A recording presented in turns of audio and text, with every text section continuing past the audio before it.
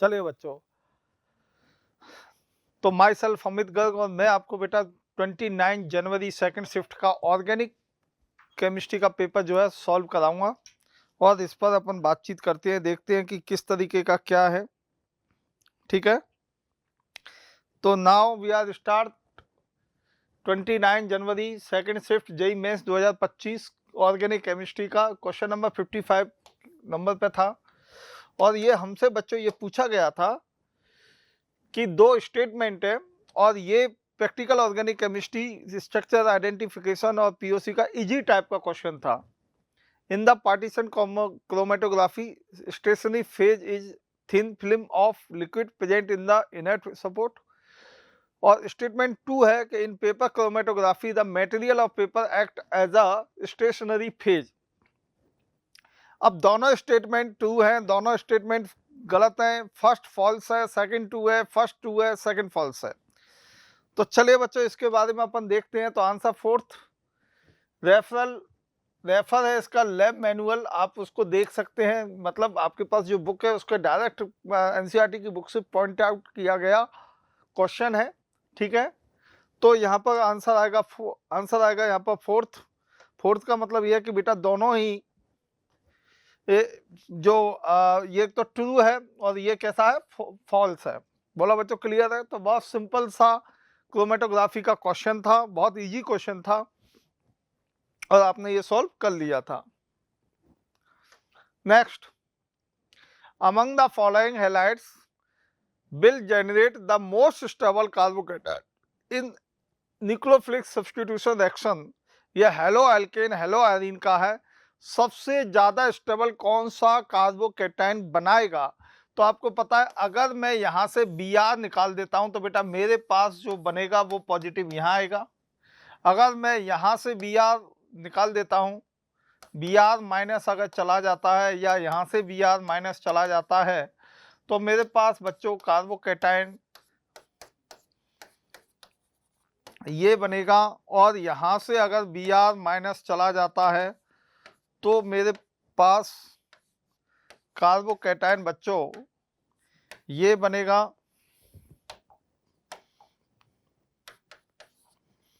और यहां से Br माइनस चला जाता है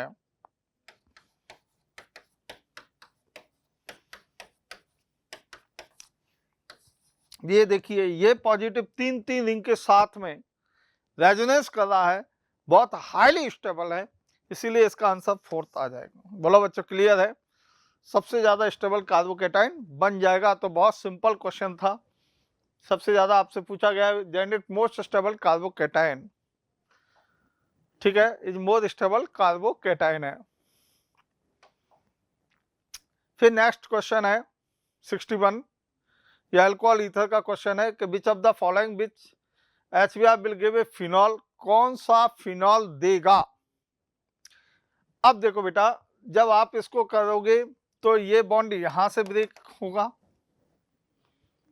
है ना, 3 डिग्री कार्बोकेटाइन है, समझ में आ रहा है बच्चों? और यहां से आप ये बॉन्ड यहां से ये दोनों निकल जाएंगे, दोनों बॉन्ड यहां से ये और ये, तो दो OH आएंगे बेटा, CH2 निकल जाएगा। ये OH आएंगे, एक कार्बन पर 2 H हाईली अनस्टेबल होंगे, H2 निकल जाएगा, CH3 CHO में कन्वर्ट हो जाएगा। यहां पर भी वही क्वेश्चन है। मैं अगर यहां से बात करूंगा तो ये बॉन्ड जो है Br इस वाले पर अटैक करेगा और ये CH3 Br ये बन जाएगा। और यहां पर बेटा ये लो फोर्थ आंसर आ जाएगा। इसमें मैं HBr का अटैक कराऊंगा तो HBr का अटैक कराने के बाद बच्चों ये वैसे भी रेजोनेंस स्टेबल प्रोडक्ट है, तो ये फिनॉल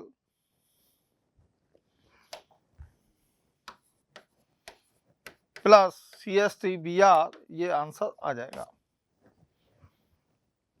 बोलो बच्चों क्लियर है? समझ में आ गया है?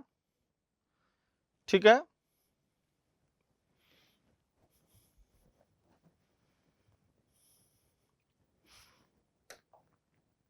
Phenol plus CH3 Br answer fourth आ जाएगा। The number of sigma and pi bonds respectively present in हेक्स-1 4 आर। यह IUPAC नोमेनक्लेचर का सिग्मा बॉन्ड पाई बॉन्ड से रिलेटेड क्वेश्चन है। तो आपको हेक्सबनीन 4 आयन के बारे में पहले स्ट्रक्चर बनानी है, और जब हेक्सबनीन 4 आयन बनाएंगे तो बेटा अपने आप आंसर दिख जाएगा। तो देखो बेटा हेक्सीन 4 आयन की ये स्ट्रक्चर बनी हुई है, तो आंसर ये सिग्मा सिग्मा सिग्मा, ये सिग्मा ये सिग्मा, ये 2 पाई, ये सिग्मा सिग्मा सिग्मा, ये है। ठीक है, तो आपका जो आंसर है वो यहाँ पर बच्चों 13 सिग्मा और 3 पाई वाला आंसर आ जाएगा। 13 सिग्मा होंगे और 3 पाई आएंगे।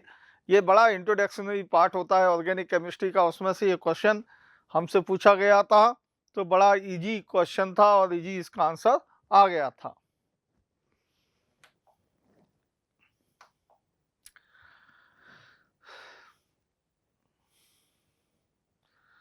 Which of the following reaction sequence will give an azodie?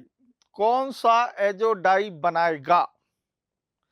Azo dye, तो देखो आंसर आएगा बेटा इसका एरोमेटिक कंपाउंड का क्वेश्चन है, और एरोमेटिक कंपाउंड का क्वेश्चन हमसे पूछा गया है कि कौन हमारे पास एजोडाई बना सकता है। तो आंसर आएगा बच्चों इसका फर्स्ट, आंसर फर्स्ट आएगा। देखिए बच्चों NaNO2 SnHCl से रिडक्शन होगा, रिडक्शन होने के बाद बच्चों एनिलीन में कन्वर्जन होगा। एनिलीन NaNO2 HCl 0 से 5 डिग्री सेंटीग्रेड पर जब रिएक्शन करता है तो बेंजीन डाइएजोनियम क्लोराइड बनता है, और बेंजीन डाइएजोनियम क्लोराइड जब फिनॉल से रिएक्शन करेगा, बीटा नेप्थॉल NaOH से रिएक्शन करेगा, तो बीटा नेप्थॉल एक्चुअल में बीटा नेप्थॉल से रिएक्शन करेगा, तो बीटा नेप्थॉल होता ये है, ये बीटा नेप्थॉल है, और बीटा नेप्थॉल में जब NaOH से रिएक्शन की जाती है तो NaOH से रिएक्शन करने के बाद ये H2O की फॉर्म में निकल जाता है और ये बनता है। अब बेटा ये और तो पैरा डायरेक्टिंग होता है, और तो पैरा डायरेक्टिंग, तो पैरा पर तो ये ऑलरेडी है, और तो पोजीशन ऑक्यूपाई है, ये N2 इसकी ऑर्थो पोजीशन पर जुड़ जाता है और ये यहाँ पर बन जाता है, देन फिर ये H+ ले लेता है, तो ये हमारे पास प्रोडक्ट बन जाता है, तो ये एजोडाई बनाता है। क्या बनाता है बच्चों? ये एजोडाई बनाता है। So answer is the first, answer इसका आएगा। समझ में आ गया ना बच्चों? बड़ा सिंपल सा क्वेश्चन था। अच्छा, इससे दूसरे वाले में SO3H है, SOCl2 है, सल्फोनिल क्लोराइड से रिएक्शन करेगा, फिर अमीन से रिएक्शन करेगा, ये लिविंग ग्रुप की फॉर्म में निकल जाए तो ये भी नहीं बनाएगा। ये बेंजीन डाइएजोनियम क्लोराइड तो बना लेगा, लेकिन ये टॉलिन है, टॉलिन से रिएक्शन करने के बाद कोई भी एजोडाई नहीं बनेगी, और H2SO4 से रिएक्शन करेगा तो बेटा पहले एसिड बनेगा, एसिड की PCl5 से रिएक्शन करेंगे तो एसिड हैलाइड बनेगा, और फिर एनिलीन से रिएक्शन करेंगे तब भी रिएक्शन पॉसिबल नहीं होगी। ठीक है, तो ये हमारे पास सिंपल सा बीटा नेप्थॉल देखते ही दिमाग में आया था, अच्छा यही होगा। मतलब बड़े इजी से क्वेश्चन है। अब अपन ये क्वेश्चन देख रहे हैं 66 नंबर, है ना, और ये एरोमेटिक कंपाउंड का क्वेश्चन है। क्वेश्चन का जो टाइप है वो मॉडरेट है। दो स्टेटमेंट गिवन है, on nitration of metaxylene with HNO3 H2SO4 followed by oxidation 4 nitrobenzene 1,3 dicarboxylic acid is obtained as the major product. बिल्कुल सही बात है, ठीक है। CH3 group is ortho para directing while NO2 group is meta directing, ये भी सही है। तो in the light the above statement choose the correct answer from the option given below. Both statement 1 and 2 false, गलत है। Both statement 1 and 2 are true, यानी second तो बिल्कुल सही है, फर्स्ट भी सही है, यानी आंसर इसका सेकंड आएगा। ठीक है, चलिए हम इसको और चेक कर लेते हैं। तो देखिए बेटा, आप यहाँ पर सेकंड आंसर है, ये मेटाजाइलिन है, HNO3 H2SO4 से रिएक्शन किया, नाइट्रेशन किया, नाइट्रेशन बेटा ये हुआ, और देन फॉलोड बाय ऑक्सीडेशन, तो ये 4 नाइट्रो 1,3 बेंजीन डाइकार्बोक्सिलिक एसिड बना है। मतलब इसका स्टेटमेंट फर्स्ट भी सही है और इसका स्टेटमेंट सेकंड भी सही है, तो आंसर बिल्कुल पूरी तरीके से सही है। चलिए बच्चों, अपन नेक्स्ट देखते हैं। Identify the essential amino acid. तो एसेंशियल अमीनो एसिड आपको पता है 20 टाइप के अमीनो एसिड होते हैं, वो 2 कैटेगरीज में डिवाइडेड है, एक एसेंशियल, दूसरा non essential. Valine, proline, lysine, threonine और tyrosine. Choose the correct answer from the given below. A C D only, A C E only, B C E only. Biomolecule का बिल्कुल easy question है। तो चलिए बच्चों, answer first आएगा इसका, conceptual है। अब फर्स्ट में हमारे पास कौन कौन से हैं देखिए। वैलिन है, देखो एक तो होता है टी टी हॉल में VIP, एक होता है A3G3SCPT, ठीक है। तो ये तो असेंशियल होते हैं, ये नॉन असेंशियल होते हैं। अब हमें दे दिया असेंशियल, तो TT हॉल में VIP है ना। तो ए वैलिन, वैलिनेला, ठीक है, ये असेंशियल है। और ये है नॉन असेंशियल, ठीक है। और फिर दिया है थ्रियोनिन और लाइसिन, तो थ्रियोनिन भी है और लाइसिन भी है। आ गया बेटा समझ में। तो ये असेंशियल तीनों हमारे पास ACD आ जाएगा। तो असेंशियल के लिए टिक होती है TT हॉल में VIP, और नॉन असेंशियल के लिए होती है A3G3SCPT। तो क्वेश्चन बड़ा कंसेप्चुअल क्वेश्चन था। नेक्स्ट, ये थोड़ा टफ क्वेश्चन है। एक आइसोमेरिक हाइड्रोकार्बन है जो नेगेटिव बेयर टेस्ट देता है, और molecular formula C9H12। The total number of isomers from above with 4 different non-aliphatic substitution site.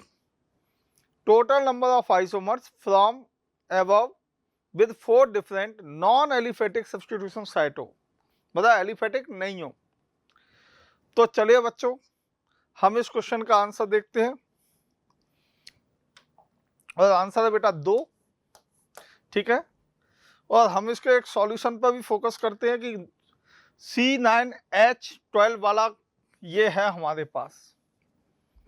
Above the two isomers C9H12 has 4 different sites for aromatic aliphatic substitution। तो इसमें 4 site हो जाती हैं, ठीक है, 1 2 3 4। तो 4 तो एरोमेटिक है, तो 2 कैसी हो जाएंगी, नॉन एरोमेटिक। तो आंसर आएगा 2, ठीक है बच्चों। नेक्स्ट, एल्डिहाइड कीटोन का क्वेश्चन मॉडरेट टाइप का क्वेश्चन है। In the Claisen Schmidt reaction to prepare dibenzene acetone, dibenzyl acetone from 5.3 gram benzaldehyde, a total of 3.5 gram of product was obtained, the percentage yield in the reaction was percentage। तो चलिए बच्चों, इसको थोड़ा theoretical है।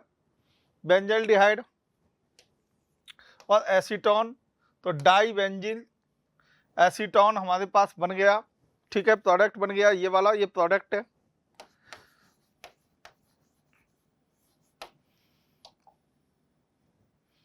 डाइबेंजल acetone, T और आएगा, है ना।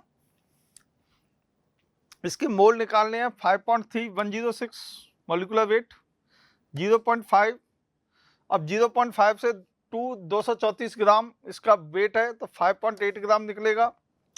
Percent yield actual mole into 100 और थ्योरेटिकल मोल, तो actual weight into 100 theoretical weight, यह आ गया 60%। कितना आएगा, 60%, यानी आंसर आएगा बेटा हमारे पास 60। तो ऑर्गेनिक प्लस फिजिकल दोनों को कॉम्बिनेशन इस क्वेश्चन में दिया गया था। चलिए बच्चों, next structure identification question POC moderate है। In sulphur estimation 0.2 gram of a pure organic compound give 0.4 gram of barium sulphate, the percentage of sulphur in the compound is mole concept का ही question है, और मास भी दिए हुए हैं। और चलिए हम इसके क्वेश्चन करते हैं। 275 प्योर ऑर्गेनिक कंपाउंड दे रहा है BSO4 0.2 ग्राम, ये है प्योर ऑर्गेनिक, और 0.4 ग्राम हमें BSO4 मिल रहा है। तो weight of sulphur in BSO4 equal to weight of sulphur in pure organic compound, hence percentage of sulphur in pure organic compound, तो 0.4 इंटू 233 32.0.2 इंटू 100 कर दिया तो ये हमारे पास एक वैल्यू आई और अप्रॉक्स में 275 इसका आंसर आया। तो 275 इज द फाइनल आंसर। ये गिवन था बच्चों। तो इस तरीके से हमारा